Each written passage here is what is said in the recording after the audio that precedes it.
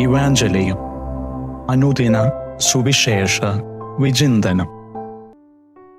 ക്രിസ്തുവിൽ സ്നേഹം നിറഞ്ഞവരെ, ജൂൺ 17 ആണ്ടുവട്ടം 11-ാം വാരം ചൊവ്വ. തിരുസഭാ മാതാവ് ദിവ്യബലി മധ്യേ ധ്യാന വിചിന്തനത്തിനായി നമുക്ക് നൽകുന്ന സുവിശേഷ ഭാഗം വിശുദ്ധ മത്തായിയുടെ വിശുദ്ധ സുവിശേഷം 5-ാം അധ്യായം 43 മുതൽ 48 വരെയുള്ള വാക്യങ്ങളാണ്. യഥാർത്ഥ സ്നേഹത്തിന്റെ പൂർണ്ണതയിലേക്കാണ് ഈശോ നമ്മെ സ്വാഗതം ചെയ്യുന്നത്. ഇന്നലെ നാം ധ്യാനിച്ചത് ഒരു കരണത്തടിക്കുന്നവന് മറ്റേ കരണം കാണിച്ചു കൊടുക്കുവാനും 1 മൈൽ ദൂരം പോകുവാൻ ആവശ്യപ്പെടുന്നവനോടൊപ്പം 2 മൈൽ ദൂരം പോകുവാനുമാണ്. ഹൃദയവിശാലതയ്ക്ക് വേണ്ടി നാം ഇന്നലെ പ്രാർത്ഥിച്ചു.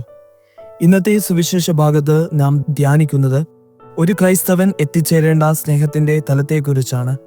ക്രിസ്തുവിന്റെ മൊഴികൾക്ക് എന്തേ ഇത്ര ഭംഗിയും ആധികാരികതയും കൈവന്നത്? അവൻ പറഞ്ഞു വെച്ച വാക്കുകൾ അവൻ ചെയ്തു തീർത്തു എന്നത് തന്നെയാണ്.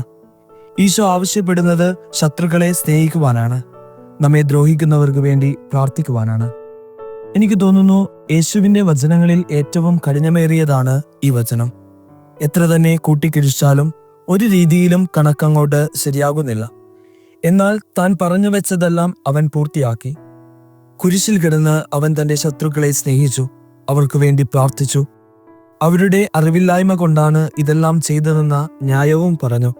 ക്രിസ്തുവിൽ സ്നേഹം നിറഞ്ഞവരെ, ക്ഷമയെന്ന ദൈവീക പുണ്യത്തിലേക്കാണ് ഈശോ നമ്മെ ക്ഷണിക്കുന്നത്. മാനുഷികമായ എല്ലാ കണക്കുകൂട്ടലുകൾക്കും അപ്പുറമുള്ള ദൈവിക അനുഭവമാണ് ക്ഷമിക്കുമ്പോൾ നാം അനുഭവിക്കുന്നത്.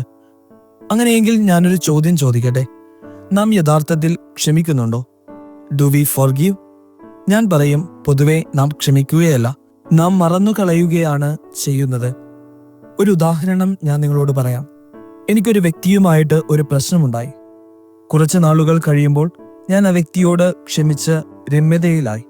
പിന്നീട് കുറച്ചു കാലം കഴിഞ്ഞപ്പോൾ വീണ്ടും ഒരു പ്രശ്നം ഞങ്ങളുടെ ഇടയിലുണ്ടായി. അപ്പോൾ പൊതുവെ ഞാൻ പറയുന്ന ഒരു ഡയലോഗ് ഇപ്രകാരമായിരിക്കും: പഴയതൊന്നും എന്നെ ഓർമ്മിപ്പിക്കരുത്. നാം യഥാർത്ഥത്തിൽ ക്ഷമിക്കുകയല്ല, മറിച്ച് മറന്നു കളയുകയാണ് ചെയ്യുന്നത്. അപ്പോൾ നമുക്ക് എങ്ങനെ ക്ഷമിക്കുവാനായിട്ട് കഴിയും? ഈശോയിൽ ഏറ്റവും സ്നേഹം നിറഞ്ഞവരെ, അതിനുള്ള ഉത്തരം ഈശോ നമുക്ക് നൽകുന്നുണ്ട്. നമ്മുടെ ശത്രുക്കൾക്ക് വേണ്ടി പ്രാർത്ഥിക്കുക. നമുക്ക് ക്ഷമിക്കുവാൻ പറ്റാത്ത സന്ദർഭങ്ങളെ ഓർത്ത് അത് ദൈവസന്നിധിയിൽ സമർപ്പിച്ച് നമ്മുടെ ശത്രുക്കൾക്ക് വേണ്ടിയും നമ്മെ ദ്രോഹിക്കുന്നവർക്ക് വേണ്ടിയും നാം പ്രാർത്ഥിക്കുവാൻ തയ്യാറാകുമ്പോൾ പ്രാർത്ഥന നമ്മെ ഓരോരുത്തരെയും രൂപാന്തരപ്പെടുത്തും. കൂടുതൽ ആത്മീയ അനുഭവത്തിലേക്കും സ്വർഗീയ സന്തോഷത്തിലേക്കും അത് നമ്മെ കൂട്ടിക്കൊണ്ടു പോകും. ഇന്നത്തെ വചനം നമ്മെ ഓർമ്മപ്പെടുത്തുന്നത് പോലെ ശത്രുക്കളെ സ്നേഹിക്കുമ്പോഴും നമ്മെ ദ്രോഹിക്കുന്നവർക്ക് വേണ്ടി നമ്മൾ പ്രാർത്ഥിക്കുമ്പോഴും നമ്മുടെ നീതി മറ്റുള്ളവരുടെ നീതിയെ അതിലംഘിക്കുകയും അങ്ങനെ ദൈവപിതാവ് മഹത്വപ്പെടുകയുമാണ് ചെയ്യുന്നത്. ദൈവം നിങ്ങളെ സമൃദ്ധമായിട്ട് അനുഗ്രഹിക്കട്ടെ. ഈ ദിവസത്തിന്റെ എല്ലാവിധ നന്മയും പ്രാർത്ഥനാശംസകളും സ്നേഹപൂർവ്വം നേരുന്നു.